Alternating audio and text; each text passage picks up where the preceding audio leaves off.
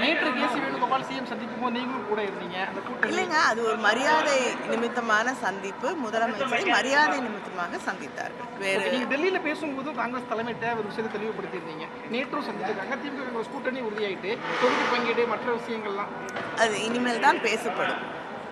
நேற்று நடந்த பேச்சு தொகுதி பற்றி பேசலாம். இல்லைங்க, முதலமைச்சரை மரியாதை நிமித்தமாக சந்தித்தார்கள்.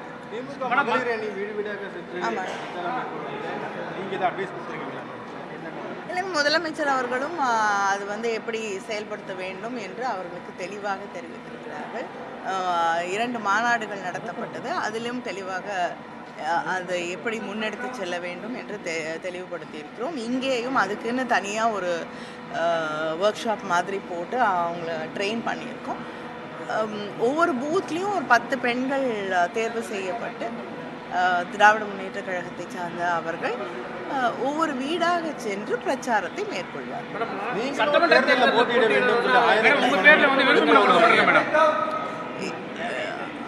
அதை பற்றி நான் எந்த கருத்து சொல்ல விரும்பல.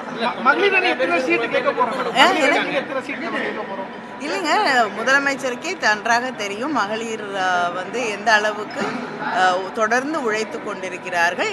இந்த தொடர்ந்து மகளிருக்காக நடத்தப்படக்கூடிய ஆட்சி என்றே சொல்லக்கூடிய அளவிற்கு பல திட்டங்களை for the empowerment of women மகளிருக்காக, அவங்களோட உரிமைகளுக்காக, அவங்களுடைய கிடைக்க வேண்டிய நியாயமான ஒரு சமூக அங்கீகாரத்திற்காக நடத்தக்கூடிய ஒரு ஆட்சியாகத்தான் இந்த ஆட்சி அமைந்திருக்கிறது. அப்படி இருக்கக்கூடிய நேரத்திலே நிச்சயமாக முதலமைச்சர் அவர்கள் அரசியல் அங்கீகாரத்தையும் பெண்களுக்காக தருவார்கள் என்று நம்பி